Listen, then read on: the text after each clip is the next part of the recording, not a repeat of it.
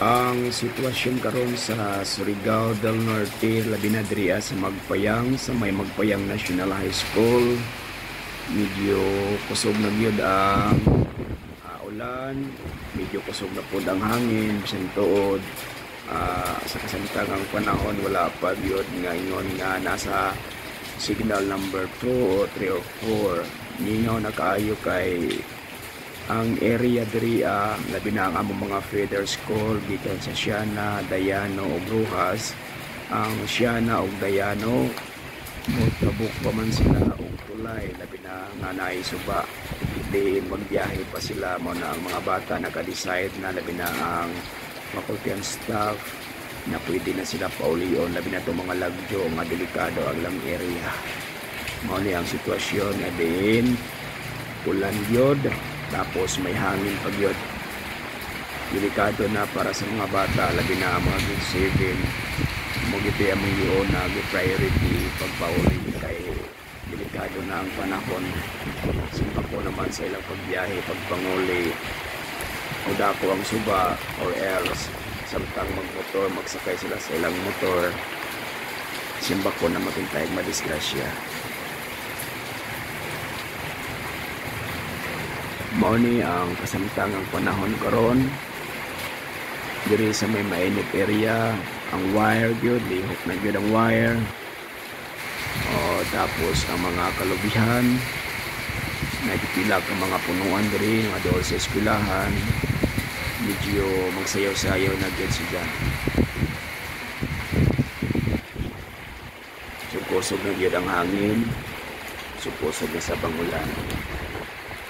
Mga ganina mga alas 12 siguro to, 12:30 kusog yun ang ulan diri ang dapita.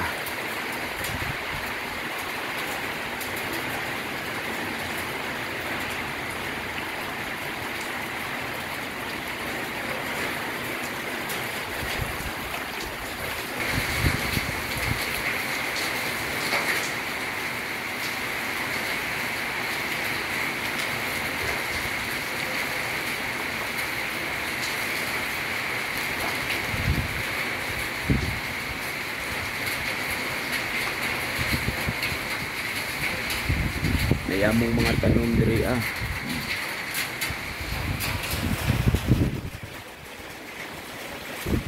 kuan ko ni nga tanom strawberry nani siya bunga strawberry pero ikuha na sa mga bata nga gagmay pumanunta na strawberry ni siya tanom sa among kauban nga si Sir Jason Hobak.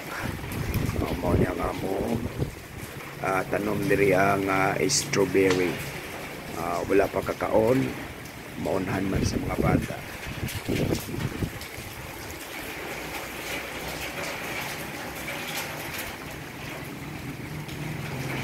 Wala pa siya bunga, aon na bunga.